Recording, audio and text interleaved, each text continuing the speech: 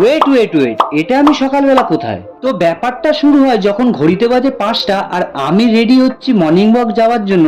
যেমন কি তোমরা দেখতেই পাচ্ছ, পায়ে হেঁটে একদম বেরিয়ে গেলাম এবং ভোরের পরিবেশ অনুভব করতে করতে আমি আমার গন্তব্যের দিকে খুব তাড়াতাড়ি ভাবে পৌঁছে যাওয়ার চেষ্টা করতে লাগলাম, যেমন কি দেখতেই পাচ্ছ।